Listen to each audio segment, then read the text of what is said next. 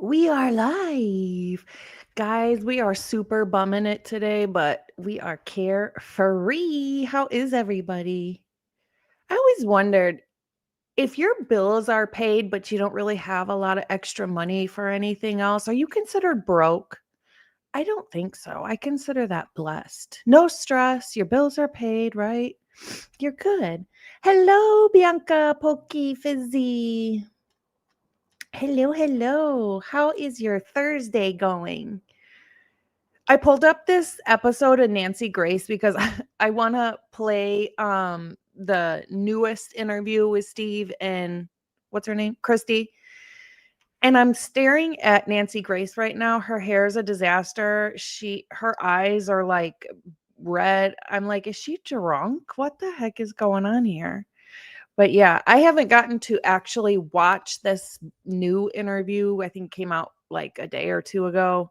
I haven't gotten to watch all of it yet, so I did want to play a little bit of it. And then, hi Christina. Hello, stop that right now. How is everybody? How are you guys? Oh, that's so cool, Pokey. Isn't that funny when you run across cases and you're like, oh, I know somebody with that name or this name, or they have the same date of birth as you or something. Hi, Angel Mom. Hey, JJ. How is everybody today? It is Friday Eve, unless you live overseas, then it might be Friday actually. So, so I was actually going through I've been trying to update the documents since yesterday, seeing what is unsealed and new because I know it's going to be kind of random. And you know how when you go and look up the documents for Ada County and anything new will have that red little tag on it in the front that says new, and they were all like that yesterday, and that little new symbol will stay up there for like a week. And it's already missing. It's already gone. One second, my nose is running. Sorry. So it already doesn't say new, and it usually stays up there and says new for about a week. So I'm like, uh-oh, did something happen and they're halting the unsealing? I don't know. I'm just curious. Hi, Steven. Curious why it doesn't say new anymore. But yeah, so in the documents, everything is alleged, our opinion. Get that out of the way. So in the documents, I'm sure everybody's seen by now that under Maddie's fingernails were 4 DNA profiles, right? So Maddie of her own was one of them. Kaylee was one of them. And then a possible female and a male. But the males did not, it might be 2 males. I can't remember. I thought a female was in there somewhere. But the male was not African American. He's not white. He's not Mexican. So that's crazy that, it's narrowed down from there. So it's not Koberger's either. Now, I wonder, she was intoxicated. She was at a bar that night. Was she, hanging on somebody or messing with somebody, or maybe the guy who handed her food at the grub, whatever, could get under her fingernails that way too. So is it somebody from the bar? We can't rule that out either, realistically, but I would think you would grab onto somebody's arm or try and defend yourself a little bit. That's putting, thank you, Carol.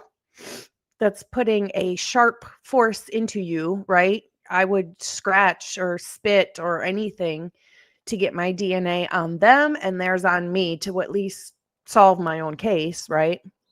I don't know how many think of that in that moment to do that, but I would think, yes, Carol, thank you so much. I hope you're having a wonderful Thursday.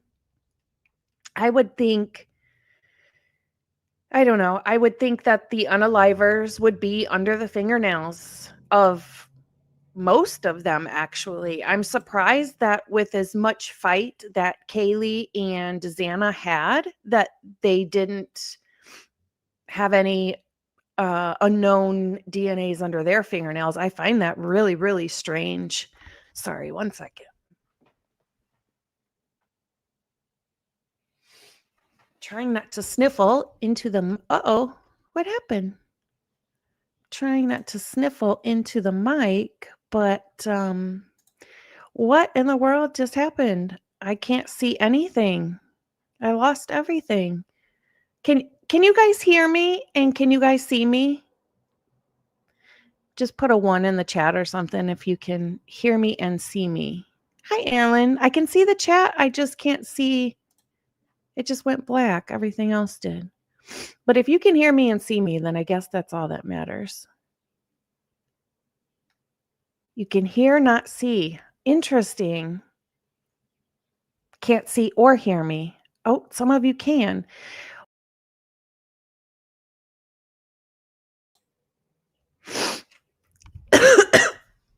Sorry, I'm super snotty right now. Well, I don't know what is going on with StreamYard. No video. Okay. Well, let me try. Oh, I'm connected to the VPN. My internet's connected.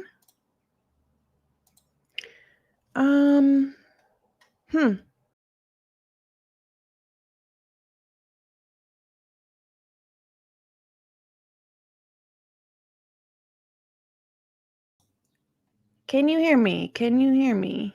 Let's see. There we go. Hopefully you can hear me as well. Can you hear me? Let's see. That should be good. Oh. Hello, hello. Can you hear me?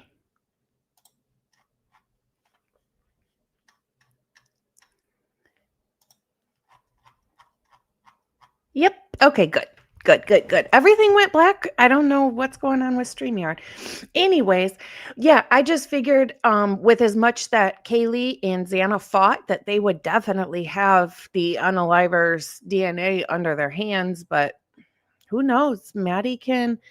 Hello, riding down the rabbit hole. Okay, good. We're good. Awesome. And Shelly, hello. So I want to play. I was just saying that I think it's weird.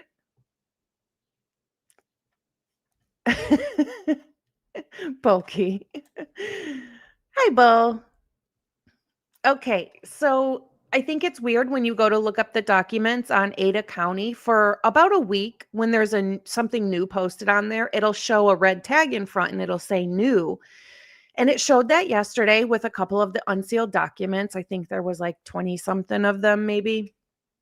And it said that yesterday, but now all of a sudden today, it doesn't say new anymore. So you can't tell what documents have been unsealed and which ones haven't. So I don't know if that means something's coming or something happened or they stopped doing it. I don't know. It just doesn't say new anymore and it always does. So who freaking knows what's going on?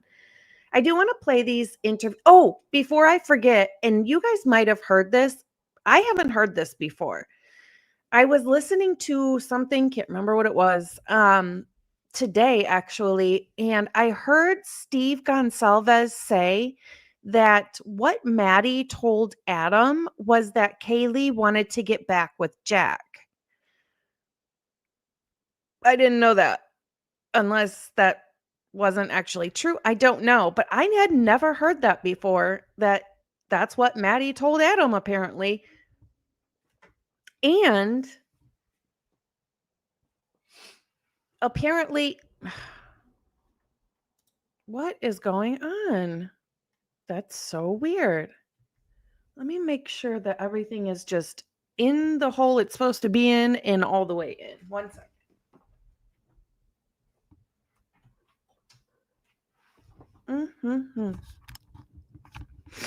I have no idea what is going on here.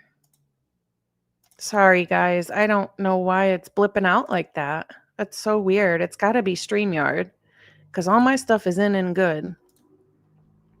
I'll just pay attention to it. And if it clicks off, I'll click it back on real quick. Anyway, so yeah, what Maddie told. Hello, Lucy. I know, right? Everything's in the right hole. It's all the way in the hole it's supposed to be in, too. I just made sure. The male is in the female, guys. I don't know what it's got to be StreamYard. I don't know why it's blipping out on me like that. Anyways, so what I heard Steve Gonsalves say what Maddie said to Adam, Maddie, what did you say to Adam? I told Adam everything, was apparently that Kaylee wanted to get back with Jack. And obviously telling Adam would get back to Jack because they were roommates and friends and whatever. But then again, I question that. Like, why would Kaylee want to get back with Jack if she was planning on moving? But that might explain that, yeah, Fizzy. That might explain the calls to him back to back to back, like hoping it already got back to him and maybe they could talk that night, or who knows. They did. Fizzy says they let him borrow or bought him a car. So yeah. Yeah, they did. It was a white car, I think, wasn't it? I don't know why my nose runs like this when I talk to you guys. All right, it doesn't run all day and then I talk to you guys. Okay. So I'm going to play this from Nancy Grace. I'm sure maybe some of you have seen it. I haven't seen all of it, so I do want to play it. But look, doesn't she look drunk? Allegedly, in my opinion. Oh, Lord. Doesn't she look drunk? What the heck? Lordy, Lordy. I just want to play the Gonsalves part just to make sure I didn't miss anything. Christy and Steve Gonsalves are joining us tonight. I'm Nancy Grace. This is Crime Stories. She's I so want to thank dramatic. you for being with us. She does. She looks drunk, doesn't she, Lucy? Her eyes are like bloodshot. You want the truth? Here's the one you'll hate the most. If you hadn't attacked them in their sleep, in the middle of the night, like a pedophile, Kaylee would have kicked your ass. She does look Thank scary. you.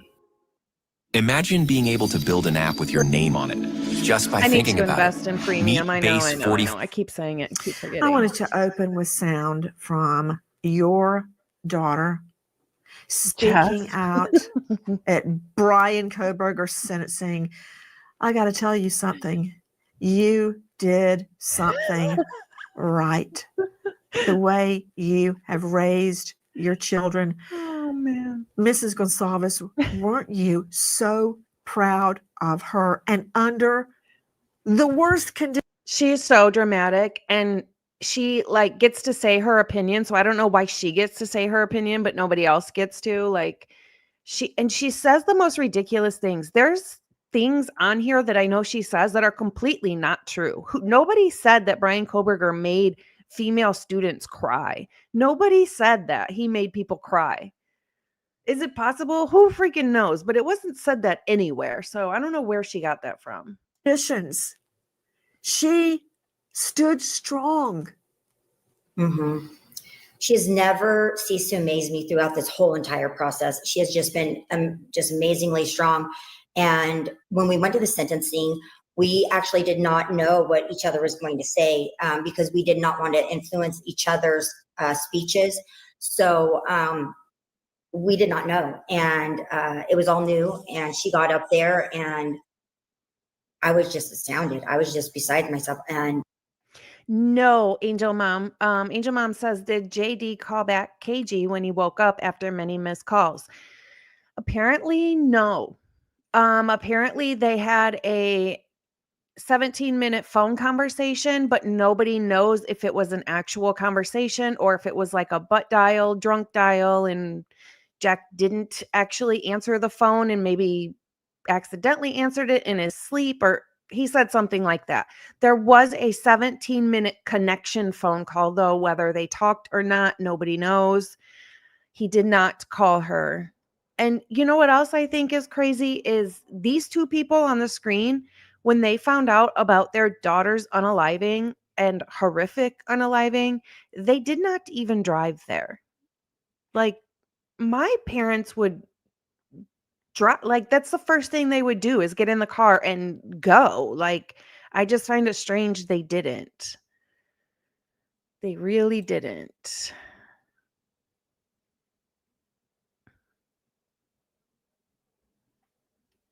Little Lucy.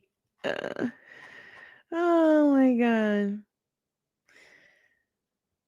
Yeah, my parents would be there ASAP as well. They thought it was a prank. Oh, the parents thought it was a prank? A sick prank? That the parents thought, Steve and Christy thought it was a prank? Oh my gosh.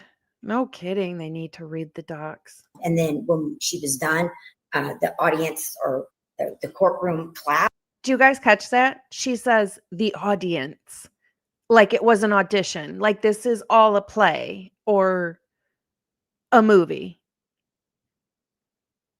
Yes, Carol. I think a niece called them and told them that Kaylee was pew-pewed at a party.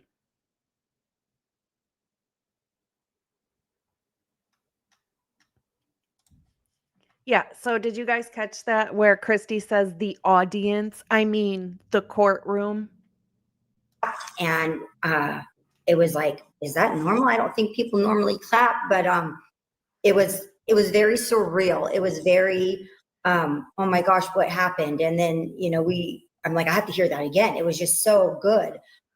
Just so proud of her, of what she said. And the way she articulated it was perfect. I'm going to play. She wants to hear her other daughter's victim impact statement again because it was so good. Weird.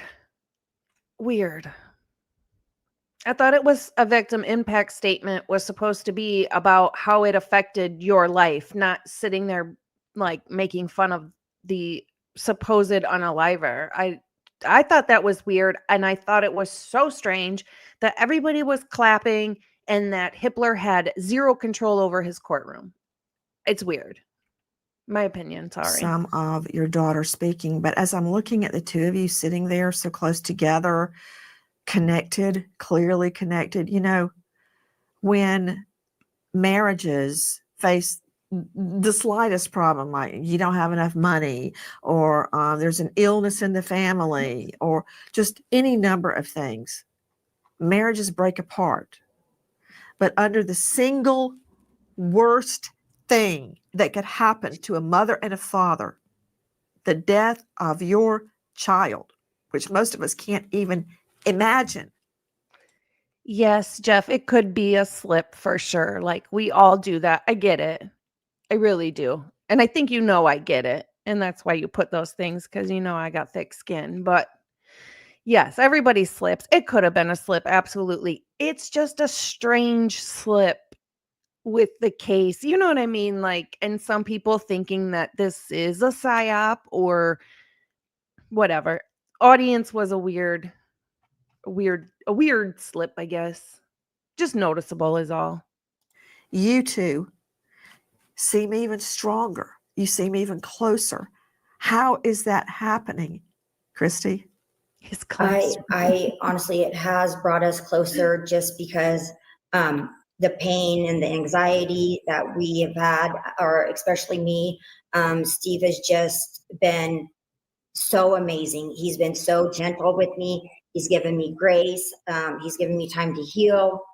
What do you need? Can I help you? And, I try to be that person for him as well.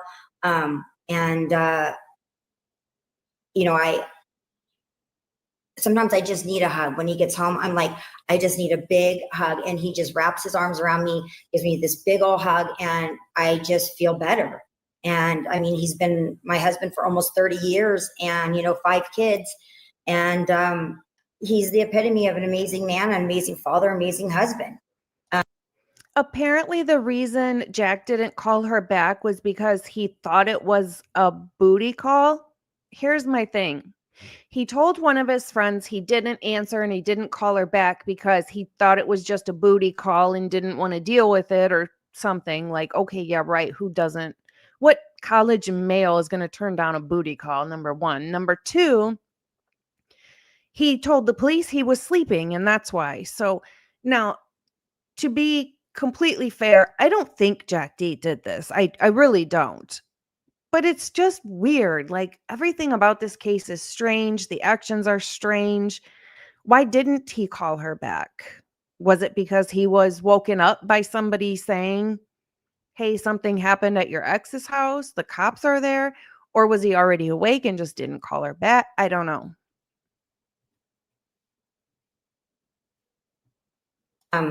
All wrapped up in one. I was blessed. I do too, writing down the rabbit hole. I think that, You know what's interesting? So many things about you. I think that they think there's more than, if they think Bryan did this, I think they think that there's more people involved. I just think it's strange that the vehicles that pulled in, like Molly's vehicle at, before 4, and then the SUV that pulled in, which might be Hunter Chapin's at 4:29. The officers from day one of getting that video never looked into those vehicles. And I question that. I really do. Like, that doesn't even make sense. Wouldn't you be looking for those 3 cars that pulled in there, not just the one in the middle?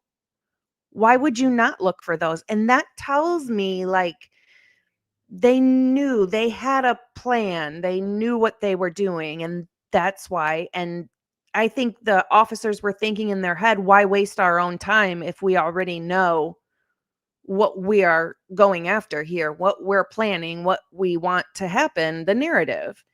It's just weird. They did not look at any of the other vehicles that pulled in. Nobody was questioned. Nobody was separated. No, I don't know. Two are interesting.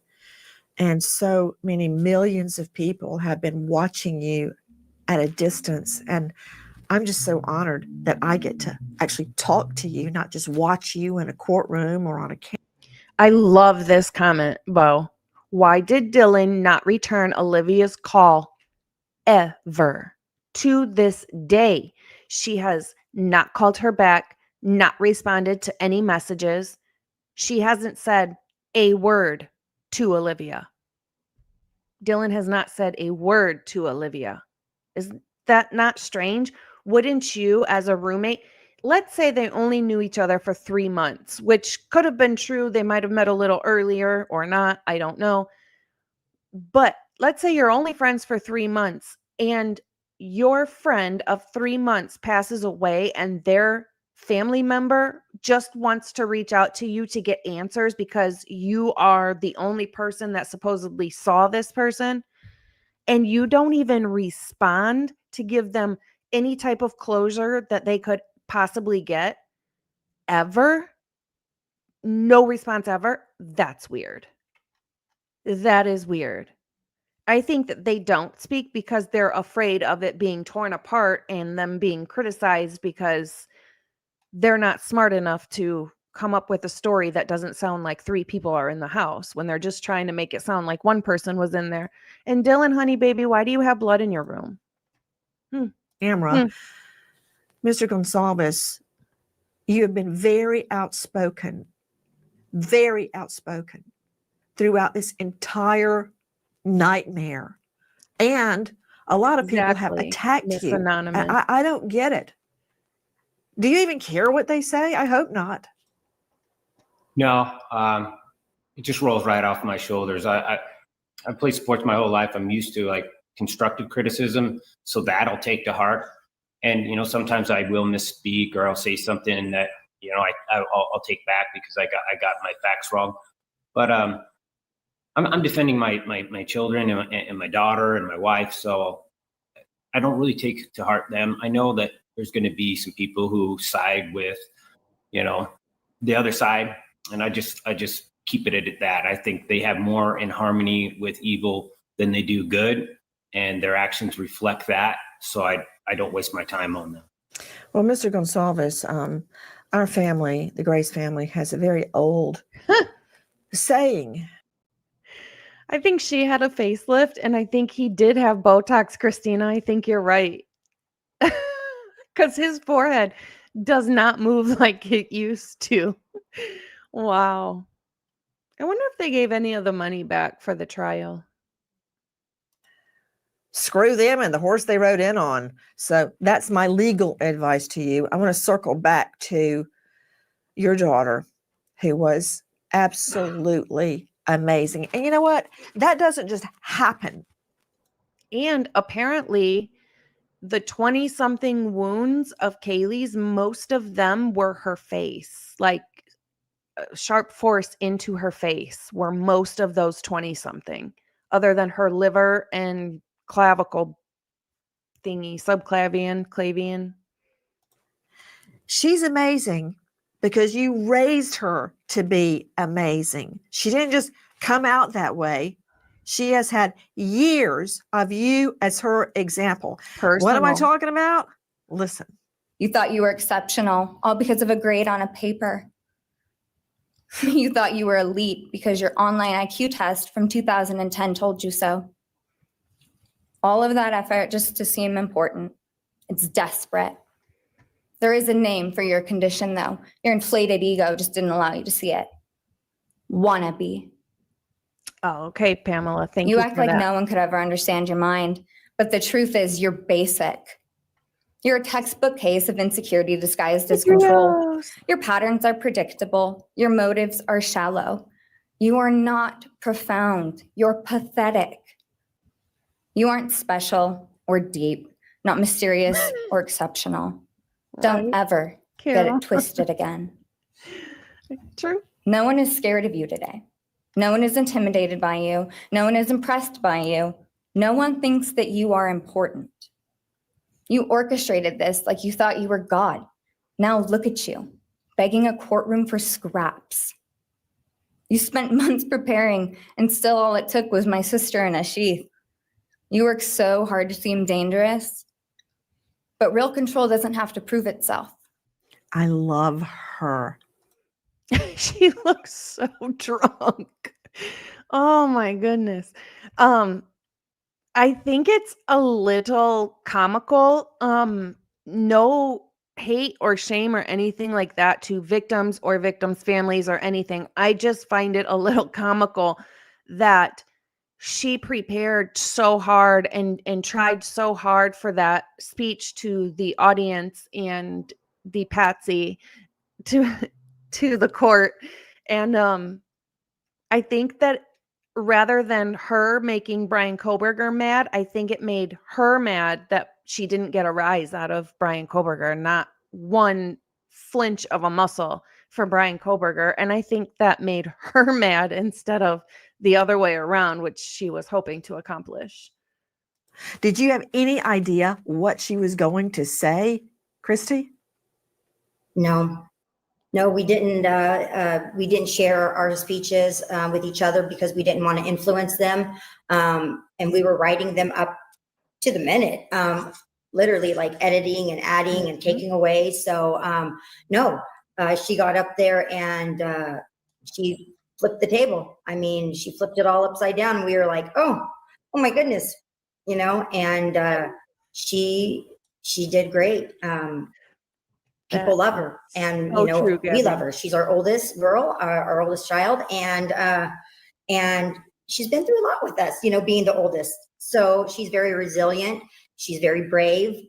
She's the best big sister to all the kids, and she's incredibly smart. She blows my mind all the time. I just want to play one more time. I've got so many questions for you, but I just got to play one more tiny snippet of your daughter. The truth is, the scariest part about you is how painfully average you turned out to be. The truth is, you're as dumb as they come. Stupid, clumsy, slow. Yeah, I thought that they compared notes so they didn't pretty much say the same thing as well.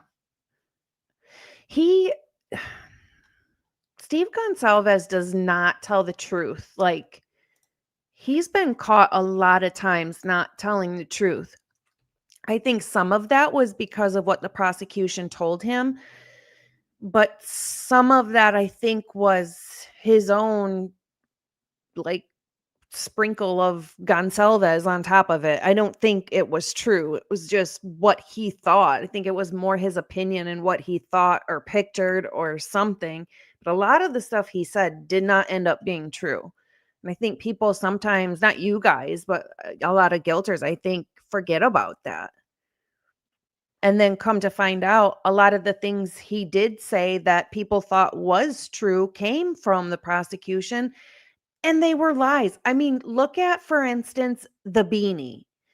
The prosecution made the world think Bryan Kohberger bought a jumpsuit, mechanic jumpsuit looking thing, a Dickies jumpsuit from Walmart. And it was a freaking hat. It was a beanie for the winter because it was November. Like, stuff like that has really irritated me. And it's made me think, why? Along with everything else. Again, why? Why lie about that? And it said in Dylan's statement, when the officers arrive on body cam, didn't she allude to the fact that the person had on a one piece jumpsuit looking thing? Because she said something about his outfit or something. Sloppy, weak, dirty. Let me be very clear. Don't ever try to convince yourself you mattered just because someone finally said your name out loud. I see through you. You want the truth? Here's the one you'll hate the most. If you hadn't attacked them in their sleep, A onesie. in the middle of the night, like a pedophile, Kaylee would have kicked your That's irritating. Why did she say pedophile? They're not kids. I don't understand that. To what? Try and make people in jail attack Bryan Kohberger for being one of those when he's not? To misinform people? Because that's what they seem to do best, actually. They were adults. Exactly. They were adults. Vidrios, a onesie. I have a cow print onesie. It's so fun. ass. Thank you. Thank you.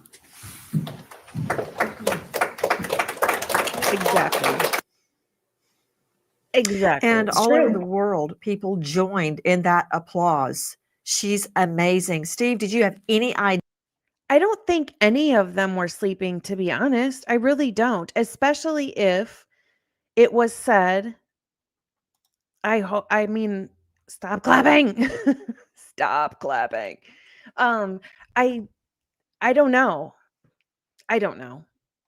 I thought that Ethan and Xana were using those substances. So number one, I think that the toxicology is not true. And if Ethan and Xana were using those substances, trust me, they would not be asleep. I don't think Ethan was asleep either, unless his drunkenness outweighed his rug D use. I don't know. I really don't think any of them were sleeping. Also, did you guys see in one of the reports, it stated that the wound to Ethan's leg was one wound and it was like a hole in his, the right side of his knee, his right knee. It didn't say anything about carving or anything with the backs of his legs. It literally said there was a puncture next to his knee on the right side. I don't think any of them were sleeping. And Kaylee did fight. But I do think that a butt of a pew-pew was probably used on her face. There's no way somebody's hand could, I don't care how many pairs of gloves you have on, there's no way somebody's hand is going to do that and leave those kind of striped marks as a wound. No way. What she was going to say before she said it? I did know a little bit of details. We talked about topics, and she said she wanted to use his questions against him, and we all had that same idea. We thought about that, but she earned it. She needed that, and I was glad to give that to her, and that was her talking point. So that was the kind of collaboration we did. But I think when you see her, you have a glimpse of who Kaylee was as well. And when you hear my son, he was speaking as well. When you see the two kids, you see who Kaylee was. And that was our best way of showing the world what had been stolen from us. He was very average, but I'm going to be honest. I mean, these young adults, yeah, I do think that could have happened when he was intoxicated. Who knows? I mean, really, who knows? Yeah, very pretty picture, Red Wendy. I wonder if it was a police flashlight that hit her in the face. I've definitely thought about that, and I wouldn't rule it out for sure. I wouldn't. But yeah, I think these young adults are super adorable. But if they weren't super adorable, do you think that mainstream media would have ever talked about it? And that's what irritates me. It really does. It makes me wonder if they weren't adorable, would they? And I also look at the people they were dating, and I don't mean to be mean, it's just my opinion. I don't think the people they were dating were like what I would expect. I don't know what I would expect, but it wasn't that. When I saw the Maddie's boyfriend, with the receding hairline, and not to be super judgmental or anything, I expected like tall, dark, and handsome, I guess. And it just kind of wasn't. Yeah. Um, oh yeah, definitely heavily filtered. For sure. For sure. The fact that Kaylee had so many, not only the other weapon, which could be the butt of a gun or pew pew, sorry, or a flashlight, or maybe something we just haven't thought of yet. So many of those wounds, but also the sharp force directly to the face makes me think of a female. It really, really makes me think of a female. Okay, good. I'm not the only one who thinks that. Okay. I mean, I really didn't think Jack D was adorable either. I don't think the males in this case were I mean, Ethan was a cutie patootie, but I don't know. I don't know. his victims were exceptional. And that's what we wanted to convey. That's what we were missing. And we wanted the world to know about that, like what we're missing and what kind of a person she was. Hi, guys. If you are relying that I turned into a crime victim, the moment I knew my fiance had been murdered. Oh my God, it's not about I was standing at a Nancy. payphone. Every episode I is about her. Could talk, but I couldn't dial the numbers. My hand was like a moth trying to get to the light. I couldn't punch the numbers. I remember it exactly. When Mrs. Gonsalves, did you know? Hi, Barbara. Without a doubt, something horrible had happened. Jealous. I think, Angel Mom, jealous. It was Sunday, November 13th. We were all here watching the football game. And my niece called me and she told me that something terrible had happened to Kaylee.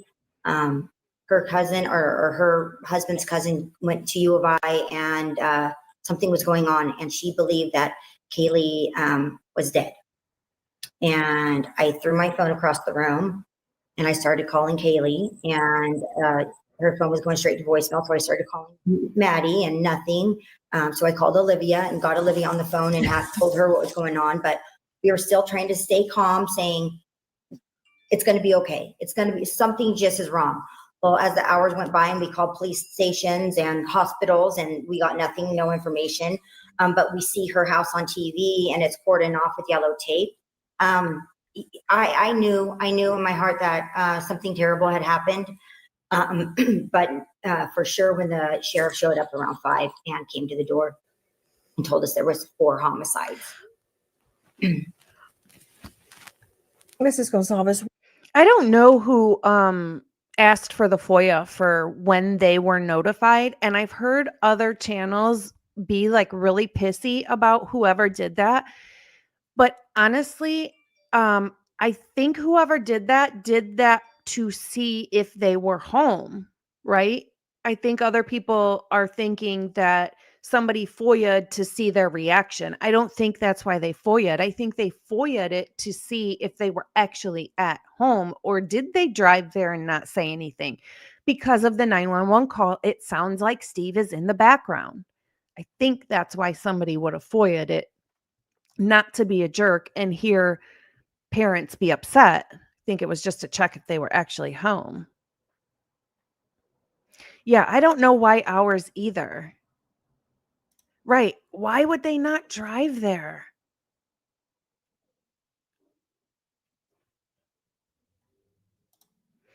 Maybe, Tessa. I think a lot of people think that it might have something to do with rugs or somebody telling on somebody, CIs. That's a lot of the reason maybe your face might be smashed in. And I mean, it's awful to say, but it's just so hard to believe it was just this random person from a different town that had just moved here from a different, across the country, and had no ties, no connection, never actually pinged on the tower that services the house. I don't know. It's hard for me to believe because it's so personal and he didn't have anything with them. What do you mean? Because I knew Keith was dead before they said he's dead. I knew. Let's see. What else do they say? And we said, how? And they said, we can't. Create a voiceover using your own voice. We don't know. Here's a card. Call this person in the morning. And we were like, should we go down there? I said, no. And I said, what are we supposed to do? What do we do? And he said, just call in the morning. What? So they asked if they should go down there and the police told them no, to call them the next day in the morning? What? Wow. I don't know if I even believe that. I'm trying to, I feel like I'm seeing it all play out right in front of me right now. I remember I was holding this big stack of school. Lady. Jesus. This officer is here and he's here for a reason. And it was, your whole body hurts. Like everything just aches, like your fingertips, your toes, your knees, you get shaky. Like that really happens, like the shaking in the knees, and it's real. What's behind And I her? think at that point, I went into shock. A dog? And I think that shock lasted for quite a while for me. I don't remember a whole lot after that. I have pretty big gaps in my memory. Steve, do you remember her running to the bedroom and hiding when the LA law enforcement came? And he cleared up the fact that it was a homicide, and Maddie was involved as well. And we knew Maddie's mom was on the way down there. Okay. So we were like, do we call her? Do we let her know that face? They already told us we couldn't go down there and see them. We couldn't go down there and pick her up or anything like that. So it means an ongoing investigation. So we just sat in the house and just thought of ways to get a hold of people that had been around the children in the last 48 hours and figure out what's going on. Was this some random act of violence? What was this? Was it a shooting from a party? Was it the night? Yeah, I just, Yeah. We just didn't know. People were saying it was fentanyl and, all the type of rumors that would go around. So, and, they wouldn't even tell us. I think he looks off because of the Botox. Somebody in chat, was it Christina? I'm not sure. Somebody in chat said that he looks like he's had Botox. And I think that's what it is, because didn't his forehead used to be like really wrinkly when he'd get like super furrow brow? Any details. I mean, it was. Oh, yeah. Just like Sweet Sativa said, she went and looked for her cat. Like, you have got to be kidding me. There is nothing that could stop me. If this was my dog, there is nothing that would stop me from going there, and I would not be able to sit down and rest and do nothing. I don't care what anybody said. I'm going to where my dog is, whether I can see him or not. I'm going to be there. Months before we actually even knew how they were killed. So it was very frustrating. We got the vandal alert that told us that there was 4 homicides before we even knew what was going on. So they knew before we knew. Just trying to imagine everything that you're saying.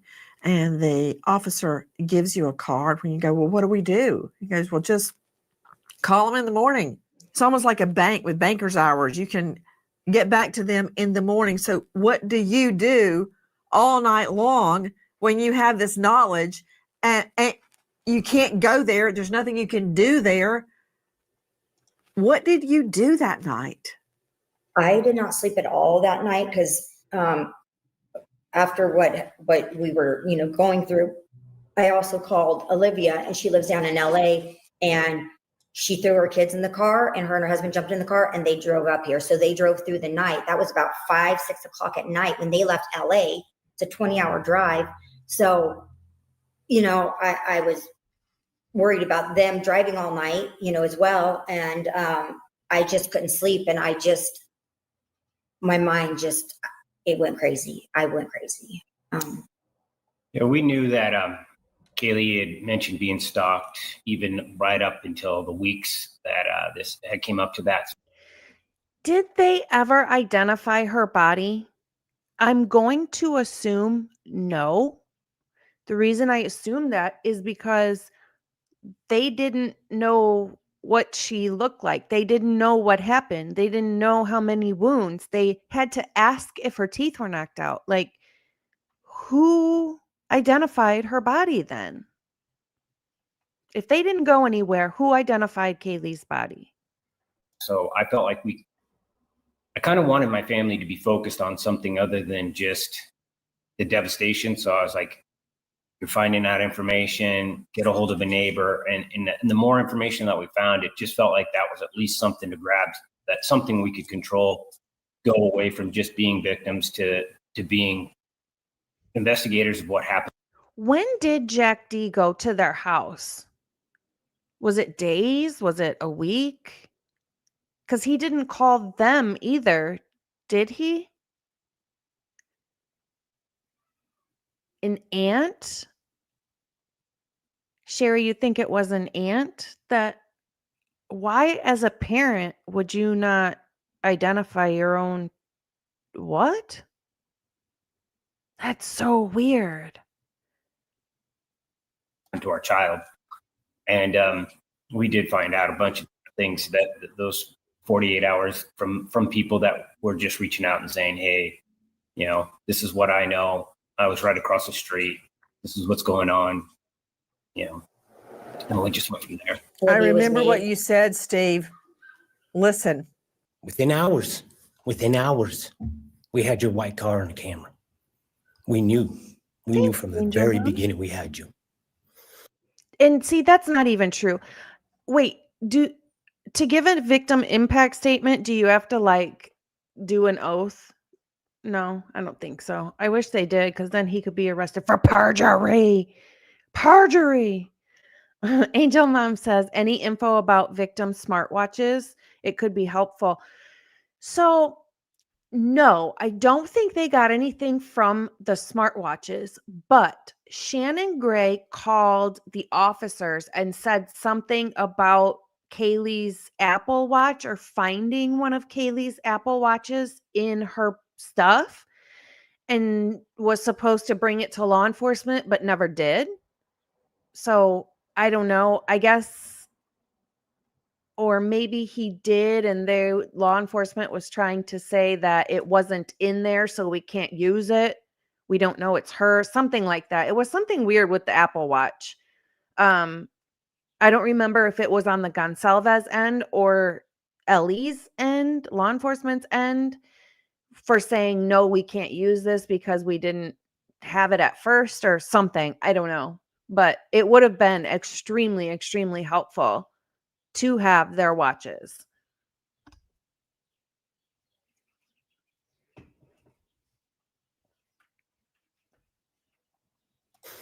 Police officers tell us within minutes they had your DNA, like a calling card. You were that careless, that foolish, that stupid. Master degree. That's right, You're a Fizzy. joke.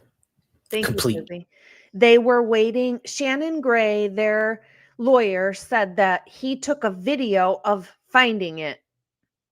I'm not sure how that really works, though. Like, did he video because he knows as a lawyer before he even touches anything, he's going to turn on a video camera and record so nobody can say, like, oh, that wasn't in there? I don't know. Or did he find it and then put it back and then, like, oh, I should record this since I just found something? I don't know. We weren't there. Who knows? But yes, law enforcement was waiting on the video that Shannon Gray took of him finding this Apple Watch in Kaylee's stuff, and Shannon Gray never sent the video over to law enforcement. That's exactly what it is. You're right, Fizzy. Thank you for that. Joke. So at the very beginning, Steve and Christy, you were already focusing or trying to focus. So I think it was Lana that said a really, really good point. And that point was, it was said that Bryan Kohberger at one point stopped participating in his own defense. And then Ann Taylor could basically do nothing with it. And Lana at Truth and Transparency had said, was Ann Taylor about to use Bryan Kohberger's parents as like a defense tactic? Because in 2025 of February, Bryan Kohberger was diagnosed with autism, OCD, ARFID, or whatever it's called with the eating stuff, and all types of stuff, the autism, all types of stuff. But his parents had to have known that and never once was diagnosed or taken to a doctor for that we know of, or put on any medication. And Lana had said, was Ann Taylor going to use that as a defense? Like, he couldn't help it.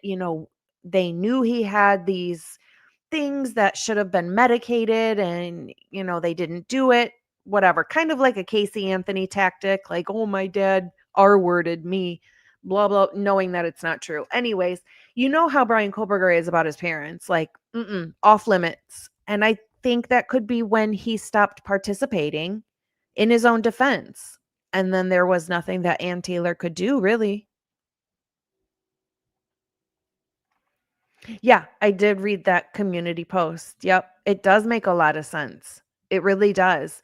Because it is listed, I can't even remember where I saw it, but I saw it written somewhere that Bryan Kohberger stopped participating in his own defense.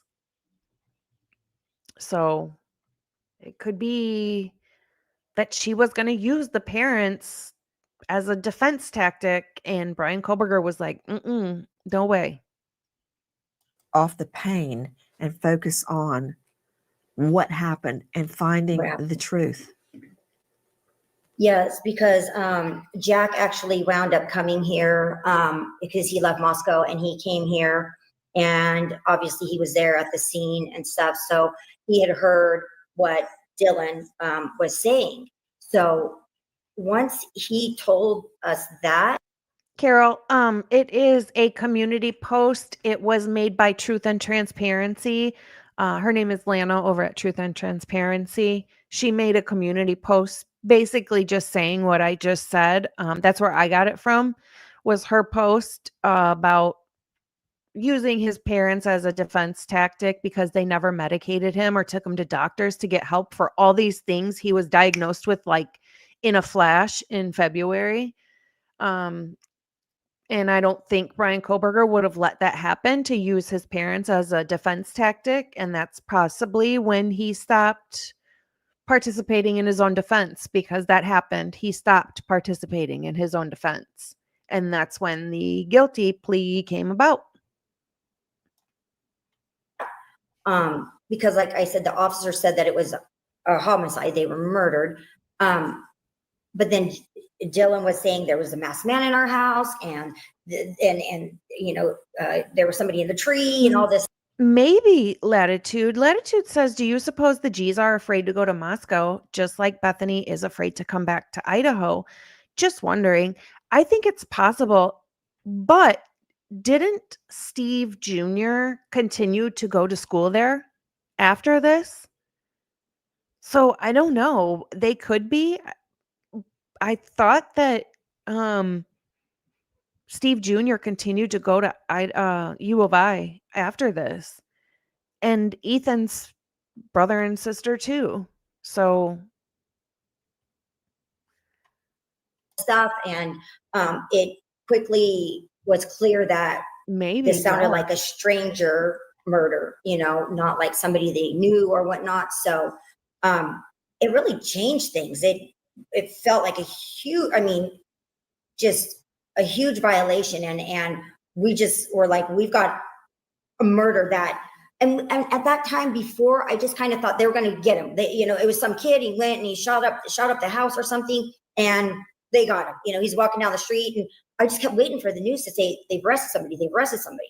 And when Jack told us that, I was kind of like, ugh, this sounds a little different than what we're thinking. Type of murder. Well, I mean, you're right, because we were all left. But how long did she think that Kaylee was unalived by a pew-pew?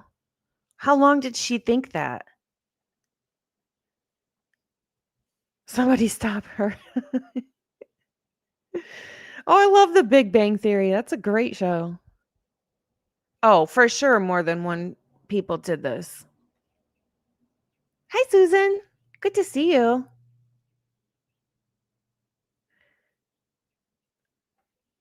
Three people were hi. 3 people were seen on property by undercovers and never stopped. Exactly. And there was, I think, a female in there as well, right? So it was 3 guys and a female, right? And they were coming from the property. The officer saw people on the property. And I'm pretty sure it was 3 males and a female, right? Or was it just 3 males? And then who we see running away was the 3 males and a female. My question is, why did those people running behind, we can see them behind in the Banfield stop, they run in the distance, but it's from the house. Why did they never come forward and say that was me? That was me, so-and-so, and my cousin so-and-so with his girlfriend. And we were in that area. Why? Why didn't they come forward? To believe, Steve and Christy, that, they died in their sleep. That is not what happened at all, Steve. Yeah. You don't expect the prosecutor to lie to you. And we were lied to. All the parents were lied to. We weren't given the details. They're asking us to make a decision on life or death, and they're not even giving us the details of our own children, let alone the whole circumstance of what happened to them. I know for a fact that when one of the mothers heard what happened to Kaylee, she said this would have changed everything. So it was disgusting, and they kept saying stuff like crime of passion and house or a party house. And we're like, what's going on here? So that's interesting what he says there is the other families didn't know and weren't really participating like he was, right? He was out there trying to call the shots and trying to tell all the information and do this and do that, and the other families weren't.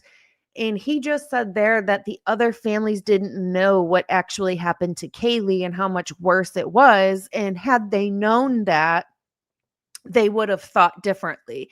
I don't know if I agree with that. I don't know. I mean, didn't everybody know pretty much what happened? So because she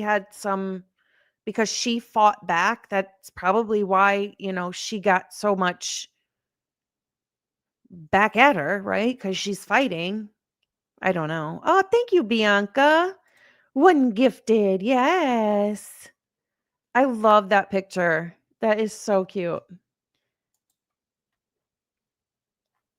Yeah, it's hard for me to believe that the other parents didn't know what happened to Kaylee. I don't know. Why is everything about Kaylee? But yet Xana had most of the wounds, right? Here's what I don't understand. If they thought it was Bryan Kohberger so stinking much, why didn't they pull his drains in his house? I've seen that in so many cases. So many cases. We got this person because the victim's DNA was in their shower drain, was in their sink drain. He had to have, if it was him, right? They think it's him, then he would have had to wash himself off. And their DNA, I don't care how long ago it was, officers are going to tear apart that drain and send it in, and they can find victims' DNA in there, especially that much. Why didn't they do that with Bryan Kohberger? Because it's a waste of time, because they knew it wasn't going to be in there. If they found absolutely nothing in his house, why did they not go get those drains while they were there? It just doesn't make sense to me, because we know that's been done in tons of cases. Tons. If you can't find anything, you better pull that drain, because something might be in there. Nope, of course they didn't. Why would they do that? Literally watching the surveillance of this road, and this car keeps flying around this house They over did and pull over it? again. They were clearly stopped. They pulled the drains in his house? I did not see that.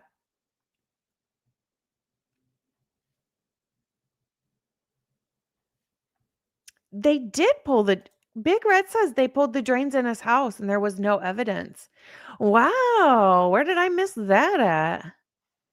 Well, that answers my question. Thanks, guys. I didn't see that either, that they did pull them. And that's very interesting. If they did and found nothing, then geez Louise. I was walking Bronx earlier today and I was trying to think of just one thing that could tie him, like actual tie him, right? Because, and before anybody says it, don't even say the DNA. It's not enough for him to have touched the object. And if it was his DNA would be all over that object, right? We don't have proof of a knife sheath, really, of being part of an honest investigation. There's no chain of custody that's legit. Like, so I was trying to think of something, anything that could really tie Bryan Kohberger to this case, like trying to think as a guilter, putting my feet in their shoes, in my mind where their mind is. I couldn't. And I'm not trying to be dramatic. I just couldn't. I don't care what the prosecutor. Maybe he can't prove it because he's just not that good. But they were clearly stalked. He was there multiple times. The officers were distracted with giving minors in possessions when they're literally filming. I think it was just one. I think it was just one.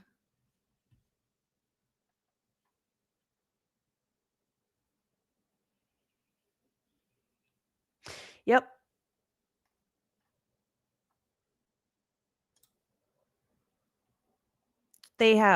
They've threw out or just plainly didn't use, or their refrigerator broke. How convenient. Like, that is the most ridiculous thing I've ever heard.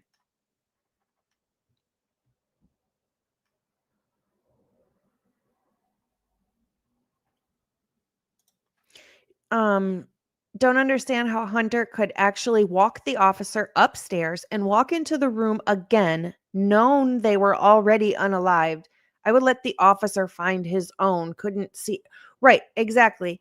And why did Hunter not tell the officers like what to prepare for when they walked in, as he already saw it, and still let them believe that somebody was unconscious? Stop. Why?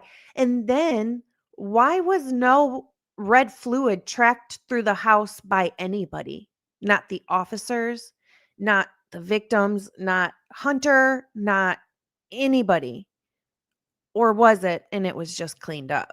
Because we know we have one that was cleaned up.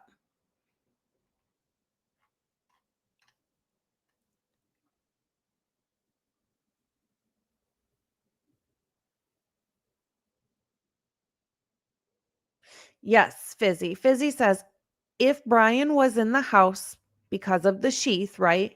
Where's his other two male victims from the house?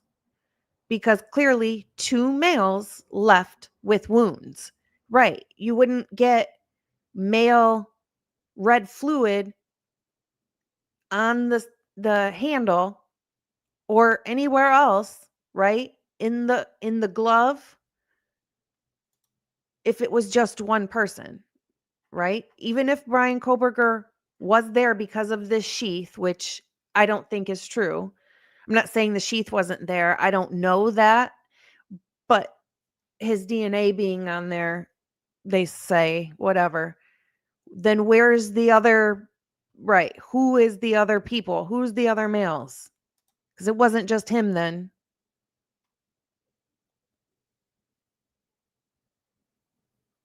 Absolutely, Bo. That is wild to me. These officers walk in this house. Bo says Hunter would have been drawn down on the minute I saw 2 deceased people with sharp force injuries. So these officers walk in the house. This guy goes before them and is contaminating the crime scene, right?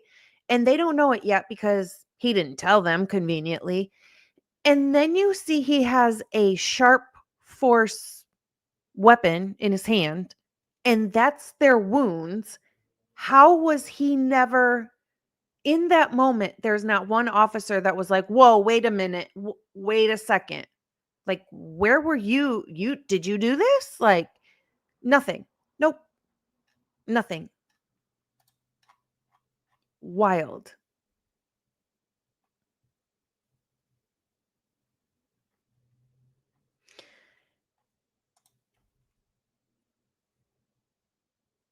Yeah, I mean, Carol, a lot of people think that. A lot of people think that. I want to go ahead and get off these people because they drive me nuts. I was wondering if I was going to miss something by not watching it because I didn't watch the whole thing, but they just can't hold my attention that much anymore. But what I do want to play is, oh, I didn't mean to exit out of there. I want to play the 2020 trailer because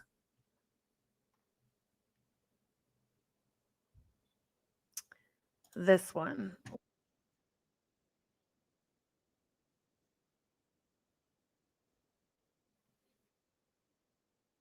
The University of Idaho campus. The There we go. details are shocking. 4 murdered students, a panicked campus, and it's still grabbing headlines. The all-new 2-hour 2020 event. What was his reaction to the national media attention?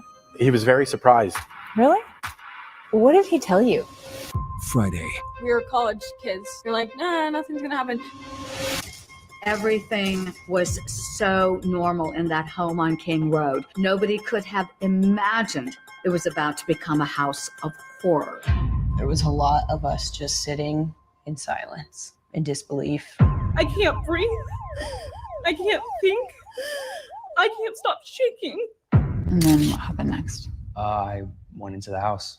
It just didn't make. Isn't he wearing the same thing that he wore in the last? What was it? Well, Peacock? Was it Peacock he was on? I'm pretty sure he's wearing the same thing. I'm pretty sure this was done the same day. Make any sense. Friday night, hear from the friends, the family, the people who knew them best. I don't know that I ever saw Xana not happy. Ethan was like one big teddy bear. You know, something in Kaylee's soul recognized something in Maddie's, and they were absolutely each other's everything through thick and thin. I can't imagine that being my child. When you lose your son at 20, it's a different loss. Plus, stunning new details and the newly released body camera video from the first officers on the scene. And see the shocking personal photos taken by the killer himself before that night and hours after. Go inside the dramatic, emotional case I don't know what to do. as you have not seen. He made a critical mistake that night. This is real. It was intense. Shocked, relieved. Idaho Justice, the all-new 2-hour 2020 true crime, Friday at 9/8 Central on ABC. Yeah. So, okay. I'm gonna get this off here. Yep. Okay. So that's weird to me that Hunter, like the officers didn't have some sort of protocol like they would normally have. Like they didn't follow anything at all. There was a comment I saw that I wanted to respond to.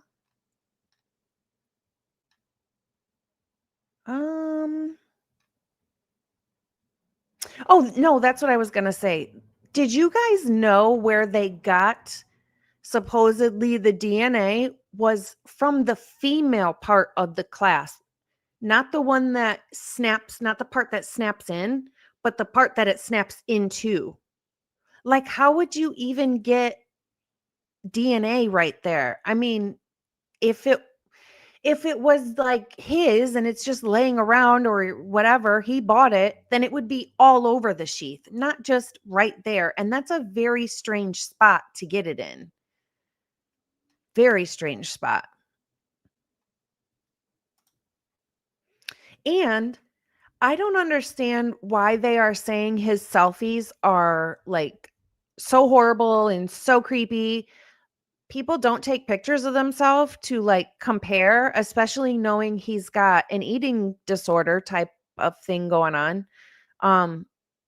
People take pictures to compare themselves, like if they're working on themselves, right? They're exercising or they're trying to lose weight or they're trying to gain weight or whatever. People take pictures of themselves to compare it to the next picture you take to see the change, right? Who doesn't do that? Who doesn't compare themselves when they're working on themselves to themselves? I don't know. That's weird.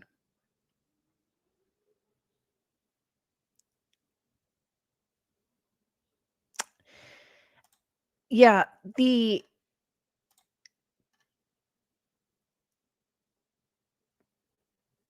what was the text, or not the text, the $6 that, what was the kid's name? Patrick or Kirkpatrick or something, who sent somebody money. It was like $6 at 3:30 in the morning or something like that. And that was really, really odd. Or no, it was that kid that donated to Ethan at, yeah, Katovich or something like that. That donated at like 3:30 in the morning, and it was $6. But we saw that they were Venmoing each other like $6 too. Like that is so weird. That is so weird to me. Well, here's the thing. They can't say that the officers weren't there because Molly flat out said, well, she didn't say this, but what she described is the officer's vehicle.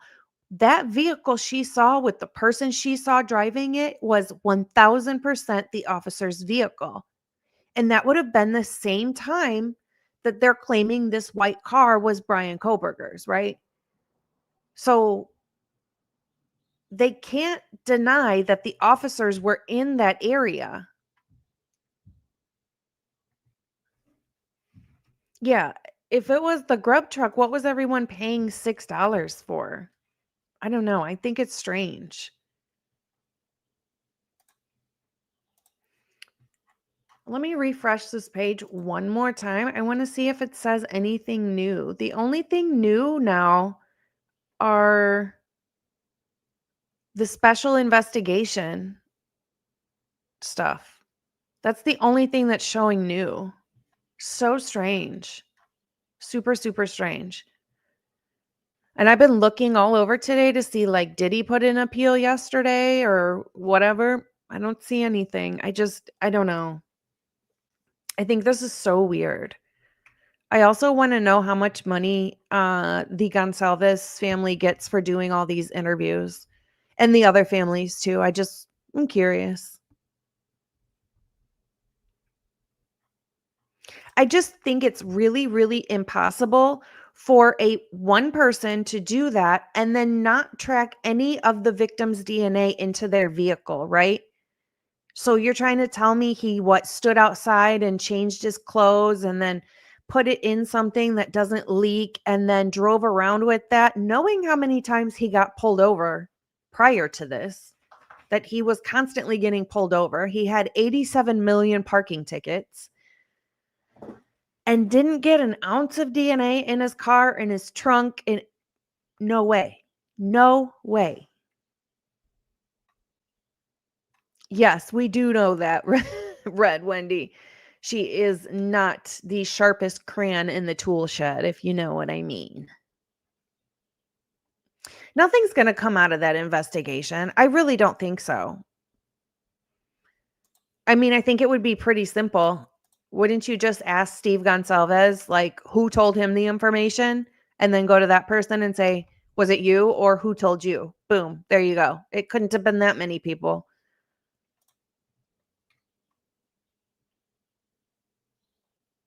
Yep, exactly. They found nothing in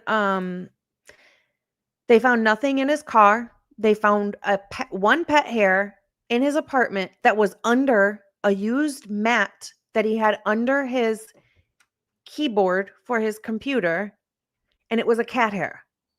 Nothing. It's just that's so hard for me to believe. It did not match Murphy. It was a cat hair.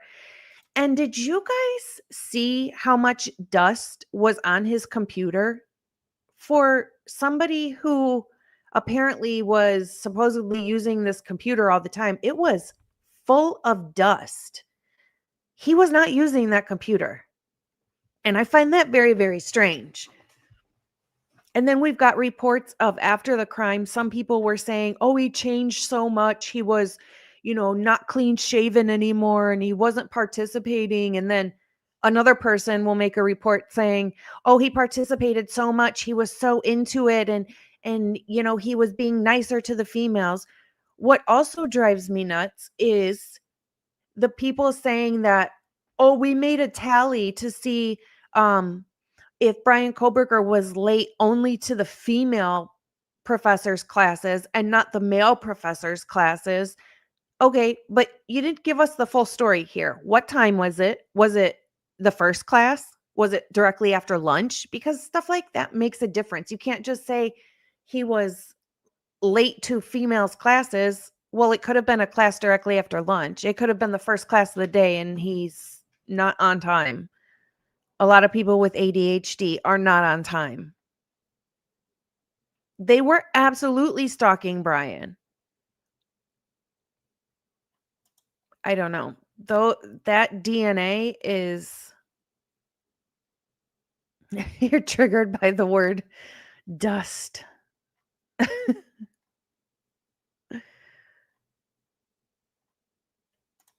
You don't think he was late to anything? Do you think they're just making it up?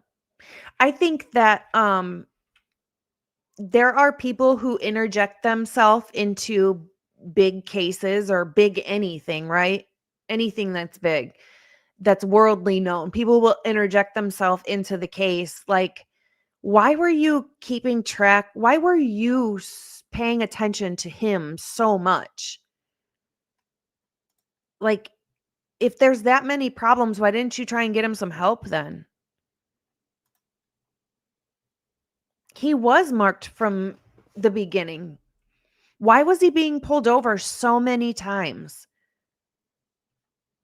Why was he being pulled over so many times? And then when we've got like I said before, we've got Molly McMichael's car pulling up and then supposedly his car in between and then the 429 SUV, but they didn't look into any of the other cars, the SUV or Molly's car. They didn't look into those at all.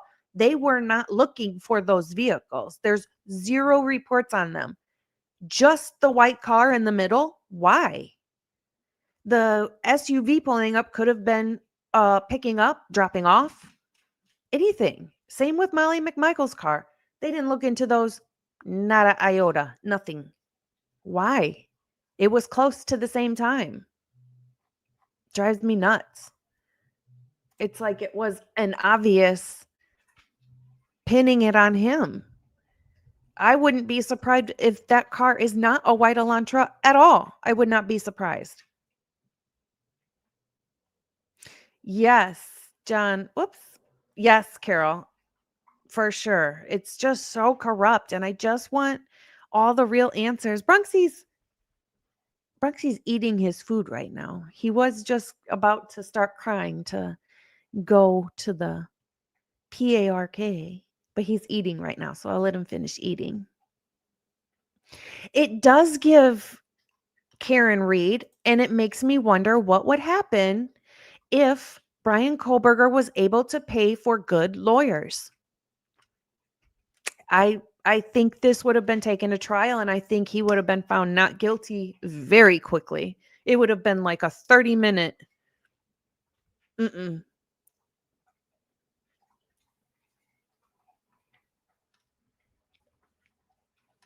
Yeah, I was trying to think earlier, like trying to put myself in the shoes of a guilter to see like what are they seeing that I'm not, that makes them think he's so totally guilty. And it's this weird stuff that mainstream media is coming out with that has nothing to do with a crime. If Bryan Kohberger was interested in somebody and came on to her in a different way. Oh, the one that drives me nuts is when the Barnharts say, yeah, he would take selfies of himself with his shirt off. And it's really creepy that he didn't share it with anybody. What? Wouldn't it be the exact opposite? How about it would be creepy. So you think he's creepy because he didn't unwantingly send a picture to a female of himself. What? It would be more creepy if he was sending it to females that didn't want them.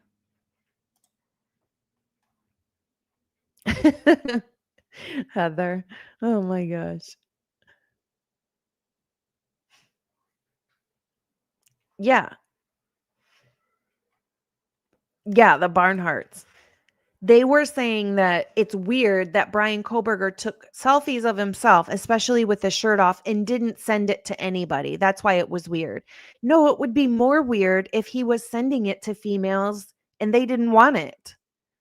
That's like the narrative and steering it purposefully is what drives me nuts. Like a lot of this stuff that they're talking about has actually nothing to do with the case. It doesn't fit at all. And they're trying to make it fit and be creepy or whatever. Like some of this stuff is just part of, maybe his type of autism or whatever's whatever's going on in his head, right? It could be he could have other things that isn't diagnosed yet. That happens a lot of times, right? Maybe he's just not good with personal space. That's a huge thing, I think, with autism. Like it drives me nuts. Like maybe it wasn't the fact that he's trying to be creepy. Maybe it's just autism and he's not the best at coming on to people or trying to ask a girl out. You have good birthing hips. I literally would have peed my pants laughing if somebody said that to me. That is hilarious.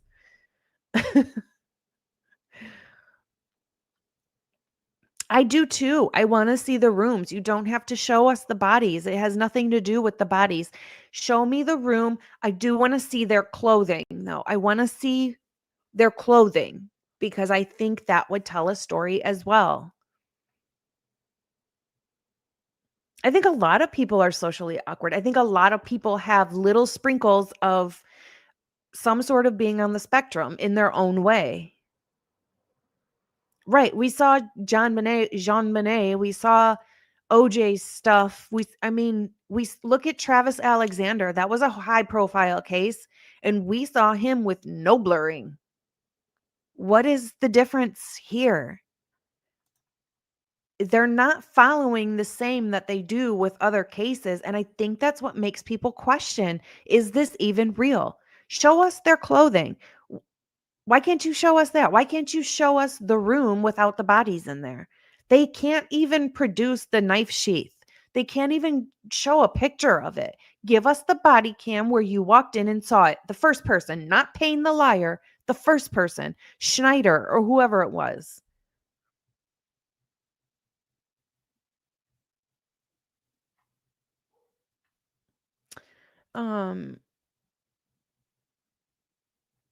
I thought about that too, Dakota. Dakota says when Bryan applied for the clinical rotation at the MPD, he probably had to submit to background checks and possibly DNA to be considered for a student position at the MPD.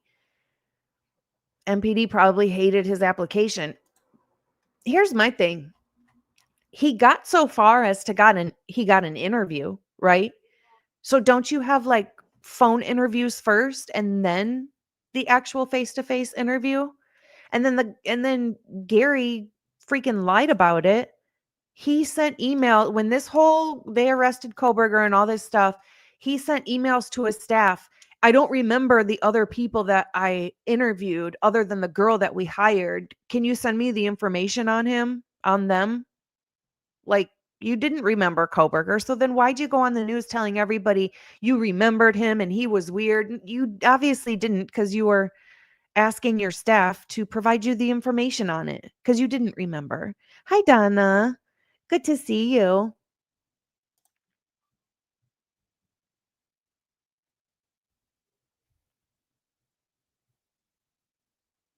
I don't know. It's just crazy. I am going to hop off though. Bronxy is done eating and we have to go to the PARK. He's got to get a bath too at some point. I don't know if you guys know, but Bronx is terrified of water and terrified of being wet. Terrified. Like, it's going to take me an hour to even get him into the bathtub, and then he's going to avoid walking by the bathroom for the next 2 weeks. So, everybody have a wonderful evening. Thank you for being here. Thank you to my mods. You guys are the best mods in the whole freaking world. I swear you are. Quality, not quantity. And then I'm going to check out some other people's lives as we go to the park. Sorry, I look like such a bum today. I was just very carefree and didn't really give a crap. I have yesterday's eyelashes on. Good night, you guys. Do something nice for yourself. Be kind, but more important, be kind to your animals. Bye, guys. Thank you so much for being here.